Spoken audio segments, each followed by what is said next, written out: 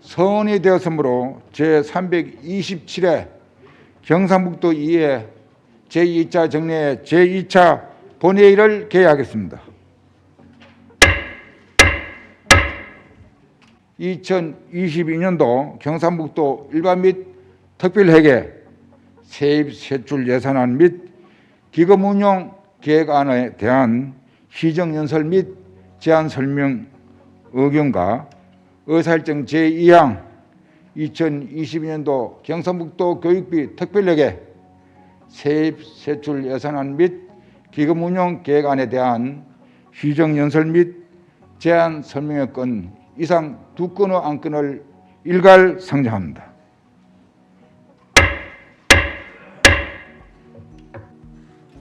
존경하는 도민 여러분, 고원 의장님과 의원님 여러분, 오늘 제327회 정례회를 맞아 2020년도 예산안과 내년도 도정 방향에 대해 도민과 도의에 말씀드리게 된 것을 매우 뜻깊게 생각합니다. 경북을 다시 대한민국의 중심으로 세우겠다는 도민 여러분들과 약속이 생생하며 가슴속에는 여전히 변화에 대한 열정이 뜨겁게 타오르고 있습니다. 돌아보면 지난 3년의 시간은 위기의 연속이었으며 사중구생의 각오로 경북의 새로운 도약과 발전을 위해 한 걸음씩 전진해 나갔던 시간이었습니다. 코로나19가 휩쓸고 간 작년부터 첫째도 민생, 둘째도 민생, 오직 민생만을 생각하며 경상북도의 모든 역량을 쏟아부었습니다. 성이 능하라고 했듯이 지극한 정성만이 변화를 만들 수 있습니다. 작은 일도 무시하지 말고 최선을 다하고 꾸준하게 노력하다 보면 사람을 감동시켜 세상을 변하게 할 수 있다고 생각합니다. 위기 극복에 전념하고 하나라도 더 도민들께 도움이 된다면 변화와 도전을 멈추지 않을 것입니다. 어려운 시기에도 경상북도를 믿고 힘을 모아주신 도민 여러분들께 항상 감사한 마음입니다. 내년에도 민생을 위해 정성을 다하고 미래를 위한 준비에도 최선을 다하는 모습으로 보답하겠다는 말씀을 드립니다. 올 한 해 코로나19 위기 속에서도 민생을 살리는데 한마음 한뜻으로 함께해 주신 의원님 여러분께도 감사의 말씀을 드리면서 숱한 고민과 논의를 통해 마련된 2022년도 예산안에 대해 다시 한번 깊은 이해와 협조를 당부드립니다. 감사합니다. 오늘 경상북도 의회 제327회 정례회를 맞아 우리 교육청이 마련한 2022년도 예산안 심의를 요청드리면서 올 한 해의 경북 교육을 되돌아보고 내년도 교육정책 추진 방향을 말씀드리게 된 것을 매우 뜻깊게 생각합니다. 세상이 힘들수록 교육이 희망입니다. 우리 아이들에 대한 투자는 미래의 희망에 대한 투자입니다. 4만여 교육가족은 부모의 마음으로 4차 산업혁명 시대를 열어갈 미래 역량을 갖춘 아이들을 키우겠습니다. 따뜻한 경북교육이 대한민국을 넘어 세계 교육의 표준이 될 수 있도록 최선을 다하겠습니다. 내년에는 학교의 단계적 일상 회복을 통해 코로나19 상처를 치유하고 교육활동 전반을 정상화하기 위해 모든 예산과 역량을 집중하겠습니다. 학부모, 주민이 함께 참여하여 마련한 내년도 예산안에 대한 의원님들의 깊은 이해와 협조를 부탁드립니다. 감사합니다. 대가야 고령 출신 건설소방위원회 박정현 의원입니다. 대구 경북 행정통합 문제에 대해 질문 드리겠습니다. 첫째, 지금까지의 대구 경북 행정통합 추진 경위에 대해 말씀해 주시고 행정통합 추진이 중단될 수밖에 없었던 사유가 무엇이라 생각하는지 말씀해 주시기 바라며, 둘째, 대구 경북 행정통합 실현을 위해 내년도 대선과 지방선거에서 지역 공약 사업으로 반영해야 한다고 생각하는데 이에 대한 지사님의 의견을 말씀해 주시기 바랍니다. 수도권과 지방의 불균형으로 인한 지방 소멸 위기를 극복하기 위해서는 국가의 근본적인 틀을 바꿔야 한다는 의원 말씀에 깊이 동감합니다. 대구 경북 행정통합은 절실함에서 비롯되었습니다. 중앙에서 이걸 검토를 해서 대구 경북, 부울경, 전라도, 충청도 이렇게 광역화하는 것이 어떻겠느냐를 검토하고 강원도, 제주도로 특별도로 간다. 이것을 지금 검토 중에 있고 이것이 법제화되어야지 전국이 골고루 쉽게 될 수 있겠다 이런 생각을 갖습니다. 왜냐하면 우리 대구 경북 통합하면 제일 걱정하는 부분이 우리가 중앙에서 돈을 받아오는데 두 몫을 받아오다 한 몫으로 됐을 때 우리가 손해 아니냐. 그걸 법으로 보장을 해줘야 되는데 법으로 보장받기가 상당한 시간이 흘렀을 때 가능하겠느냐. 이런 문제 때문에 전국적으로 공론화를 만들어 가자 이렇게 했습니다. 그래서 지금 TFT를 만들어서 추진 중에 있다는 보고를 드리고, 다음은 경상북도와 시군 간의 상생협력 강화 방안에 대해 질문 드리겠습니다.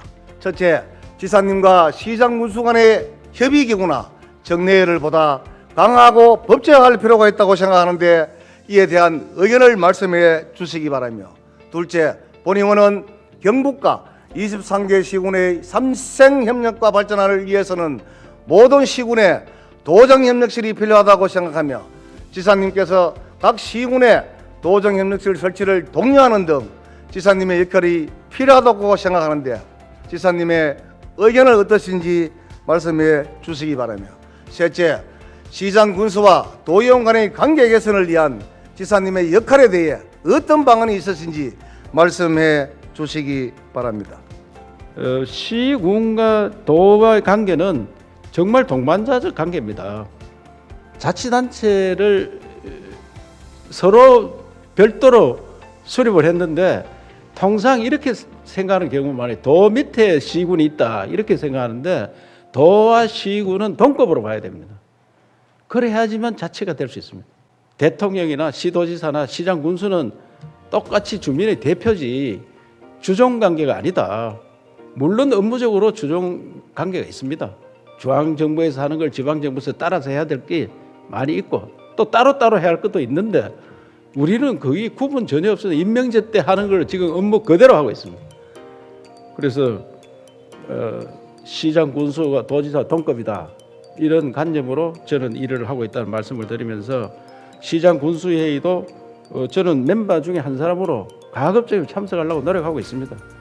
그래서 현장에 가서 많이 이야기를 나누고 있다 이 말씀을 드리면서 시군에서 도의원님들 역할이 굉장히 중요한데 잘 모르고 계시는 분도 있고 또 정치적으로 약간씩 대립관계가 있기 때문에 그런 문제들을 가지고 계시는데 제가 이 문제에 대한 한한 시군과 도의원님들이 상생협력할 수 있는 그런 방안을 언제든지 연구를 해서 함께 논의하도록 중재 역할을 하도록 그렇게 하겠습니다.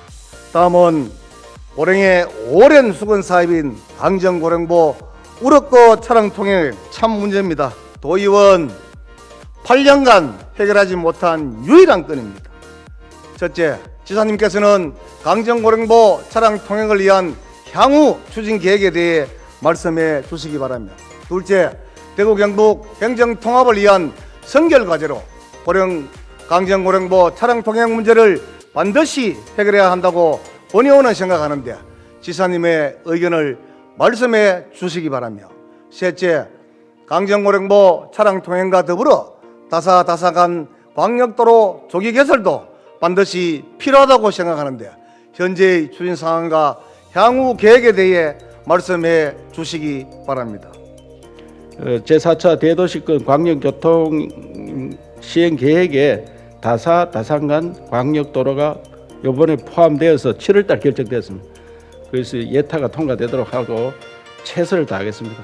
어쨌든 의원님도 그동안 피를 토하는 심정으로 오늘 4차례째 이야기했다는데 정말 저도 미안하게 생각하고 우리가 좀 더 같이 노력을 해보자는 말씀과 새로운 도로 또 검토하는데 최선을 함께 하겠습니다.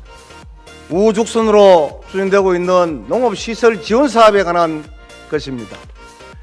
첫째, 국비나 도비 등 농업시설에 대한 지원 기준이 어떻게 되는지, 지역 특산물별로 어떤 차별화나 특성화가 있는지 말씀해 주시기 바라며, 둘째, 지원한 농업시설의 사후관리가 어떻게 되고 있는지, 사후관리 관련 자료를 받거나 조사한 게 있는지 말씀해 주시기 바라며, 셋째, 지역별 특산물에 맞게 선택과 집중을 통한 농업시설 지원 사업이 필요하다고 생각하는데 이에 대한 지사님의 의견을 말씀해 주시기 바랍니다.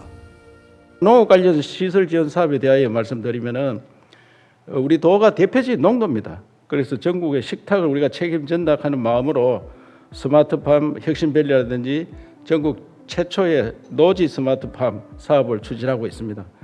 그래서 18년부터 추진한 청년 농업인 2,000명 육성 프로젝트가 지난해까지 전국에서 가장 많은 1,739명의 미래 농업 인력 양성해냈습니다. 전국에서 가장 많은 또 3,135명의 기농 인구가 유입됐고요. 농업 소득만 따지면 전국이 완전 1등입니다.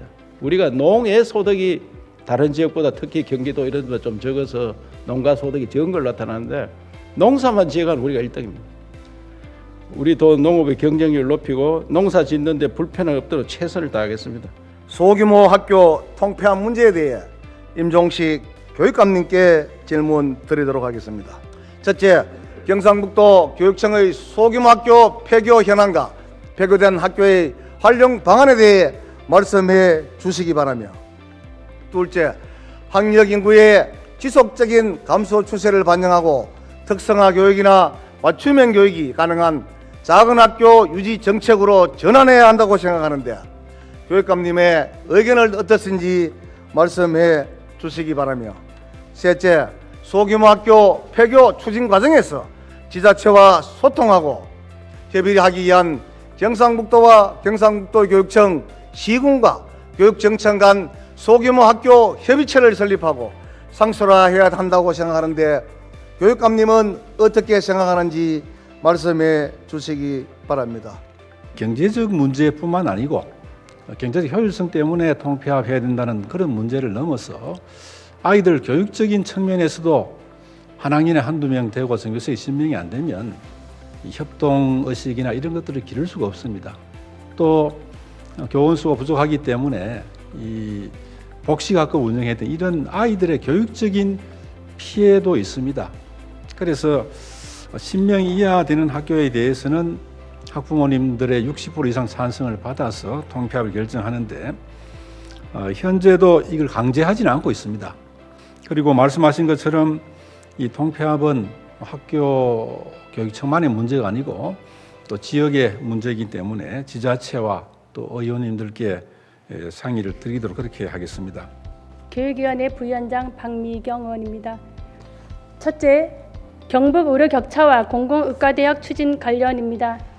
지사님, 경북의 의료 격차를 해소하기 위한 정책을 보니 일시적인 처방일 뿐 해결책에 대한 고민의 흔적은 없어 보입니다.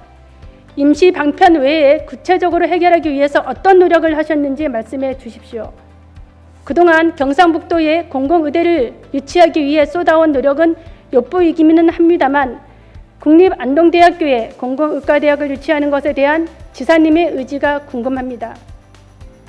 국립안동대학교의 공공의대 추진에 대한 지사님의 의지를 분명히 표명해 주십시오.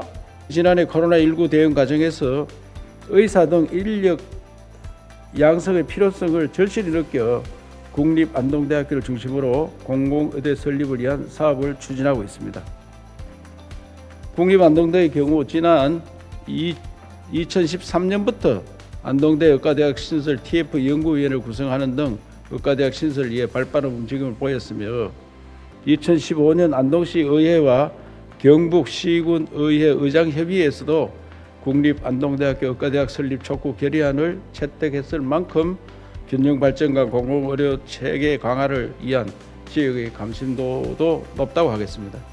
지역 정치권도 여기에 힘을 더해 김형동 국회의원이 올해 3월 권역별 국립대학 내 공공보건의료대학 설치와 10년간 의무 복무를 주요 내용으로 하는 국립공공보건의료대학 설치에 관한 법률안을 발의했으며 현재 상임위인 보건복지위원회 계류 중에 있습니다. 제가 며칠 전 박병석 국회의장님이 도청 방문 시에 관련 법률안의 신속한 통과를 건의하는 등 법률안 통과를 위해서 정치권과 힘을 모으고 있다는 보고를 드립니다. 다음은 경북 도청 신도시 공공체육시설 인프라 확충에 대한 질문을 하겠습니다. 경북 도청 신도시는 부족한 공공체육시설로 인해 법률에서 보장한 생활체육권은 사실상 사장된 지 오래입니다. 특히 다른 도의 도청 신도시와 공공체육시설 인프라 현황을 비교해보면 경북 도청 신도시는 초라하기 짝이 없습니다. 경북도청 신도시의 공공체육시설 인프라와 체육 프로그램을 확충을 통해 정주 여건을 향상하여 삶의 질을 개선하고 나아가 법률에서 규정한 생활체육권을 보장을 실현해야 합니다. 비록 경북도청 신도시 2단계 개발에 있어서 공공체육시설 확충 계획이 존재하지만 이는 수년이 소요되는 장기간에 걸친 프로젝트입니다. 따라서 2단계 개발에 있어서 공공체육시설의 조기 착공을 모색하는 한편 기존 1단계 부지의 용도 변경 등을 통해 공공체육시설을 조기에 확충하는 투트랙 방안이 적극 검토되어야 할 것입니다. 질문하겠습니다. 경북도청 신도시의 부족한 공공체육시설과 생활체육 프로그램의 확충을 위한 구체적인 계획을 말씀해 주십시오. 본의원이 제안한 투트랙 전략에 대해서 지사님의 의견을 말씀해 주십시오. 도청 신도시 1단계 사업은 도청과 공공기관 이전 직원들의 이주와 정착에 중점을 두고 추진되어 생활체육시설 2단계 사업에 집중되어 있다는 보고를 드립니다. 충남과 전남을 비교하셨는데 전남은 우리보다 10년이 앞서 있었고 충남도 3년이 빨리 갔기 때문에 3년 후에는 충남보다 훨씬 나은 체육시설, 문화공간시설 만들겠다는 보고를 드립니다. 그렇게 되면 저는 노인분들이나 청년들, 더 어린이 이런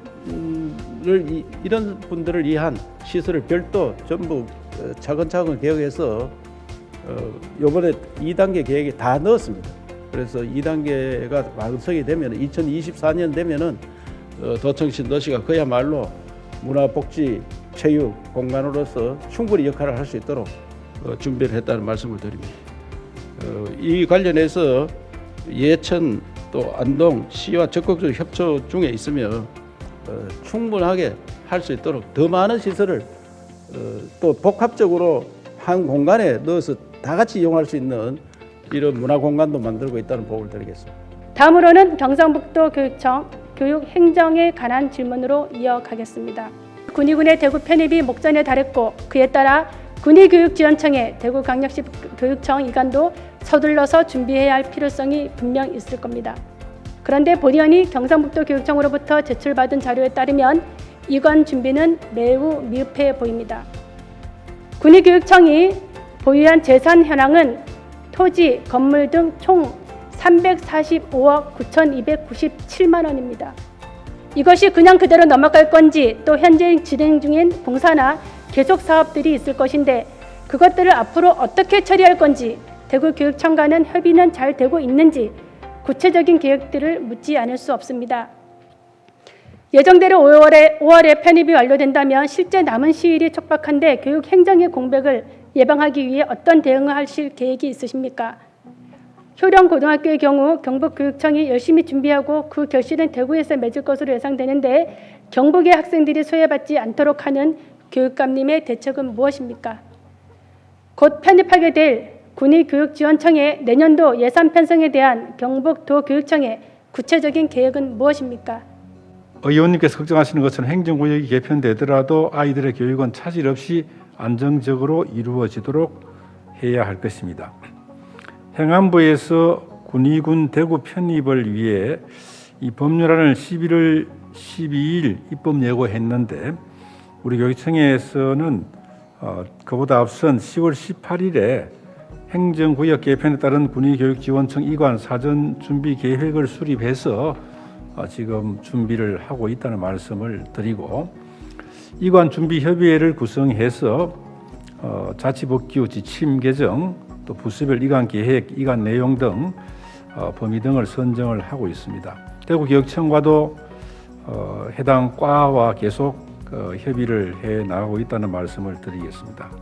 지금 군의지역에 근무하는 모든 교직원, 원래는 그 행정직원은 1년 6개월 또 교원들은 1년 이상 근무를 해야 되는데 이와 관계없이 모든 교직원의 전보 희망을 받고 있습니다. 모든 교직원의 전보 희망을 받아서 지방 공무원은 내년 1월, 교원 및 교육 공무직원은 3월 정기 인사에 반영을 할 계획입니다. 의원님께서 말씀하신 우리 군의교육지원청 산하 재산이 345억 9천여만 원이 되는데 이러한 재산은 지방자치법 제5조에 의해서 대구로 승계하도록 이렇게 되어 있기 때문에 그 준비를 하고 있습니다. 군이 대구에 가더라도 항공고등학교가 인근에 2개 있기 때문에 수급에는 큰 문제가 없을 걸로 생각하고 이 지금 군위에 설립되는 항공고등학교는 전국 모집입니다. 그래서 경북의 학생들이 가는데도 지장이 없습니다. 군위교육지원청이 내년에 대구로 가더라도 내년 예산 편성은 평소와 같이 그대로 하는 것이 맞다는 생각이 듭니다.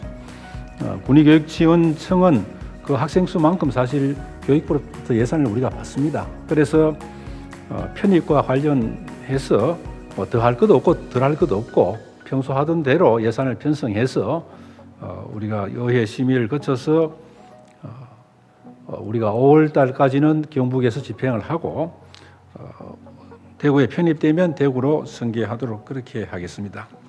다음은 공립형 대안학교 설립에 관련된 질문입니다. 전국 17개 시도 중 공립형 대안학교가 없는 곳은 대전, 제주, 세종, 경북 4곳뿐이며 이 중 대전시는 설립을 구체적으로 검토하고 있고 세종시는 공립대안학교를 신설하여 2022년도 3월 개교를 앞두고 있습니다. 그렇게 되면 전국의 제주와 경북만 공립형 대안학교가 없는 실정입니다. 학령 인구의 감소는 우리 지역과 교육에 큰 영향을 미치는 요소입니다. 이제는 대안학교를 과거 지역적인 가치관에서 벗어나 큰 틀에서 학습자 중심의 회복 교육이라는 개념을 가져야 할 것입니다. 경북 공립형 대안학교의 설립 준비가 현재 어디까지 되었으며 진행되고 있는지를 구체적으로 어떻게 추진하실 건지를 말씀해 주십시오. 본 의원은 대안학교의 역할이 다양한 교육 수요를 충족시키는 것에도 있지만 학교 밖 청소년들이 다시금 학교로 돌아올 수 있도록 하는 그 역할을 더 중요하다고 생각하는데 교육감님께서는 학교 밖 청소년들의 제도권 재진입을 위해서 어떤 비전을 가지고 있는지 말씀해 주십시오. 이번에 TF팀을 구성해서 지금 현재 프로그램이나 시설 운영 전반에 대한 방향을 논의 중입니다. 2025년 3월 1일 개교를 목표로 해서 학교 설립 기본 계획 수립, 교육환경 평가, 중앙투자 심사 등은 23년 말까지 완료하고 홍사는 24년 개시할 그런 계획입니다. 마지막으로 학교 밖 청소년들의 제도권 재진입을 위한 경북교육청의 비전에 대해서 말씀을 드리면 학업 중단 학생을 예방하는 것이 한 축이고 또 중단한 학생들이 돌아올 수 있는 방안을 여러 가지 통로로 모색을 하고 있습니다. 현재 하고 있는 내용들 말씀드리면 맞춤형 동행 카드 사업을 통해서 이 학생들에 대해서 상담을 계속 하고 있고 지원을 하고 있습니다. 그리고 의무교육 단계 학습 지원 시범 사업도 해서 비록 학업 중단하고 나가 있는 학생들에 대해서도 관심을 놓지 않겠다는 말씀을 드리겠습니다.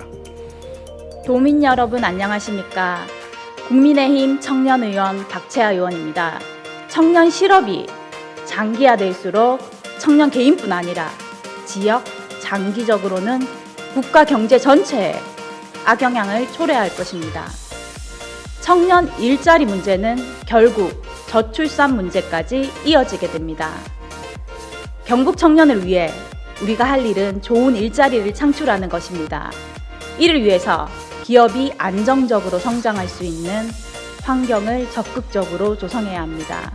바이오 산업연구원의 이직률은 어느 정도 되는지 혹시 한 30%가 이직하는 걸로 그렇게 되어 있는데 어떤 때는 뭐 한 70%가 나갈 때도 있었다 하더라고요. 그럼 지사님께서는 그 판교 이남으로는 연구직이 지속적으로 확보하기에는 굉장히 힘들다는 견해를 가지고 계신 건가요? 수도권은 생활비가 많이 들기 때문에 수도권과 같은 인건비를 주면은 오히려 지방에서 더 살기 좋은 시대가 오리라 생각합니다. 그렇기 때문에 지금은 그 가독이 있다. 그래서 대학하고 어떻게든지 함께해서 살아남아야 된다는 생각을 갖고 있습니다. 바이오 산업연구원이 지역적으로 안동에 위치해 있고 그다음에 그 연봉 자체가 사실 석박사면 그 한 30 정도에 들어온다고 보거든요.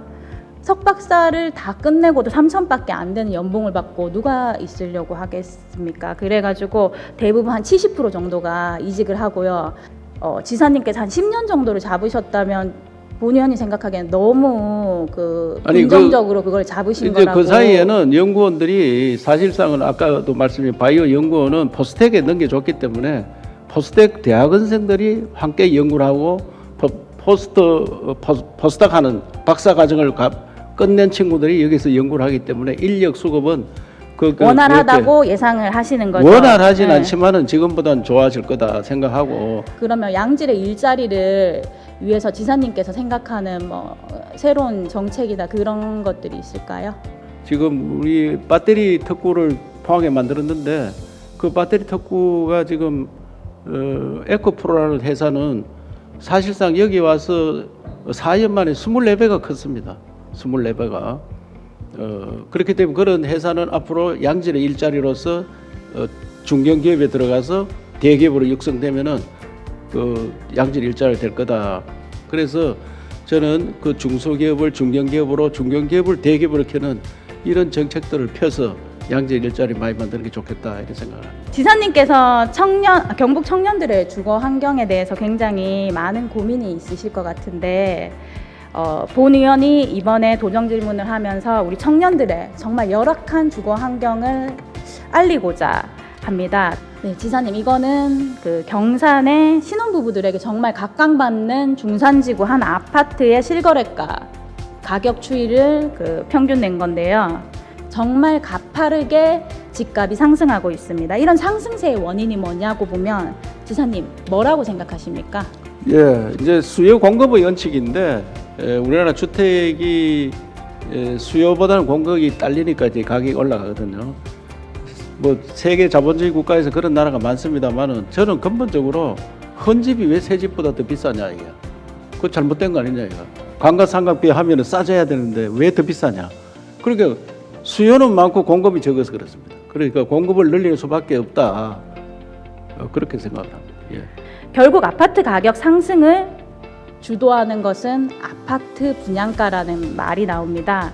본 의원이 도정 질문을 하기에 앞서서 관련 부처에 이런 건설사들이 분양가를 무한대로 견인해서 시장가를 올리는 것을 방지할 수 있냐고 하니까 그러한 그 제재 장치가 없다는 답변을 받았고요. 지사님, 광역 지자체의 장은 폭등하는 부동산 가격을 제재할 어떠한 권리도 의무도 의지도 없어야 하는 건가요? 예, 이게 이제 우리나라가 이제 세금으로 조정을 하는 경우가 많은데요. 세금은 법치주의이기 때문에 조세 법률주의거든요. 법으로 다 정해져 있기 때문에 법은 국회에서 만듭니다. 그래서 세금 외에 그러면 투기 단속이라든지 이런 방법을 할 수밖에 없는데 국민 합의가 이루어져야 됩니다. 국민 합의가 이루어져서 이게 자본주의를 완전히 거래 제한을 한다든지 막 자기 주택을 가 있는 세금을 엄청 매긴다든지 이런 방법으로 다스릴 수 있는지 국민들과 합의를 해서 해야 된다 생각하는데 경산에서 저기 다른 아파트가 똑같은 아파트가 비싸게 공급이 되니까 저렇게 되었다는 의원님이 말씀에 저도 안타깝게 생각합니다. 예. 국장님, 경북의 난임 여성은 얼마나 되는지 혹시 파악하고 계신가요?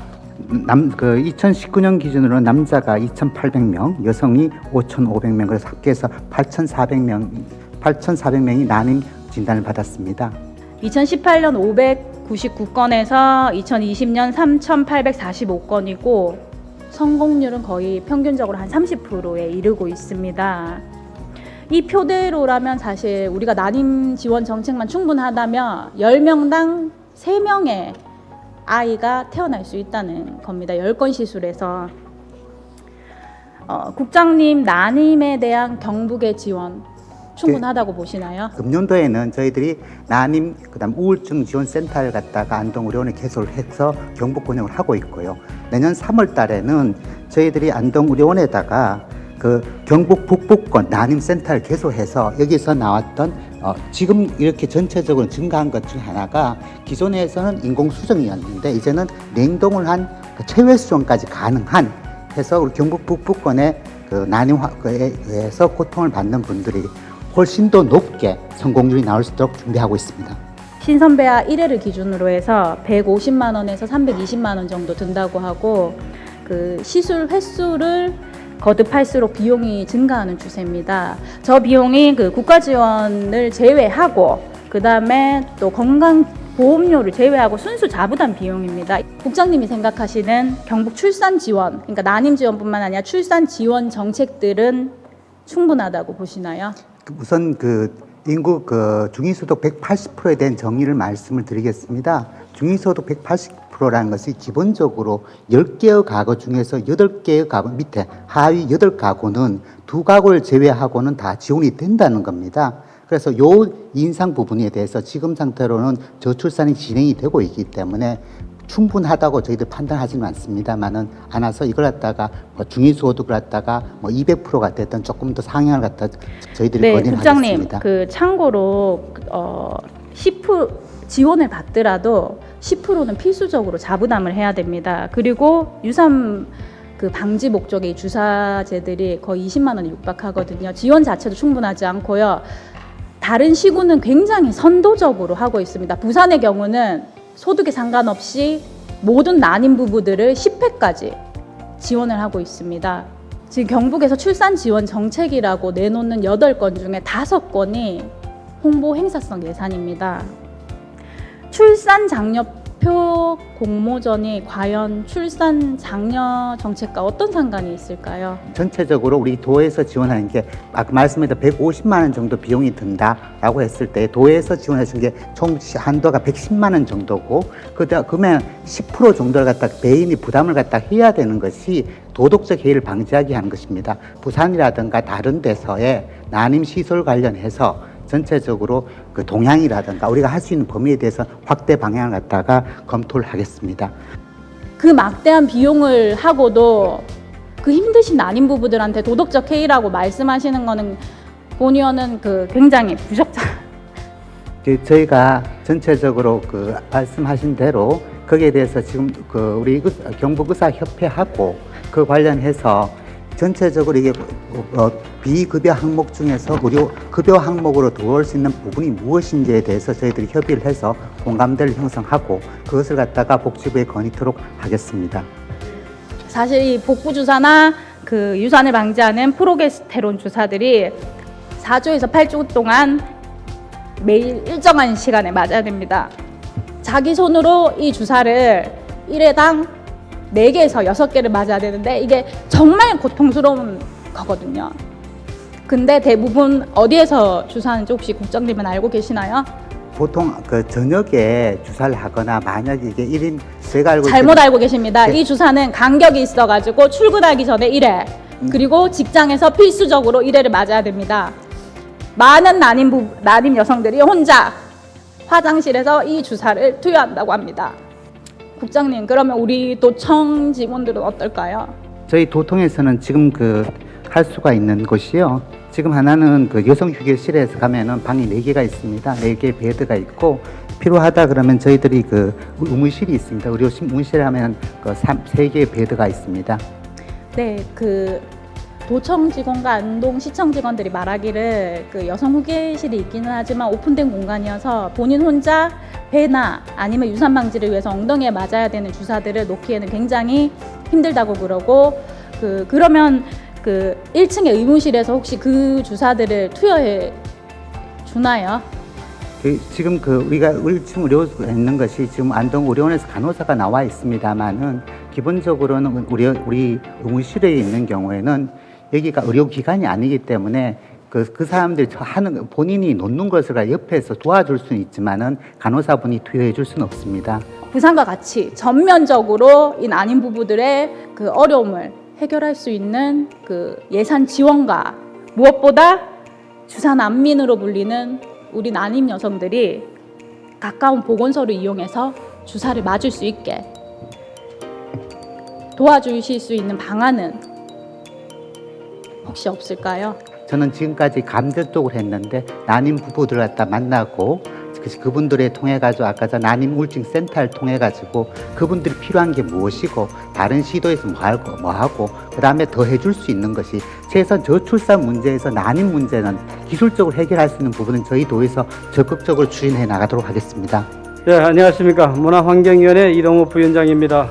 이번 제327회 정례회 기간 중 문화환경위원회에서 심사한 2022년도 문화관광체육국 소관 출연 동향에 대한 심사 결과 보고를 드리겠습니다.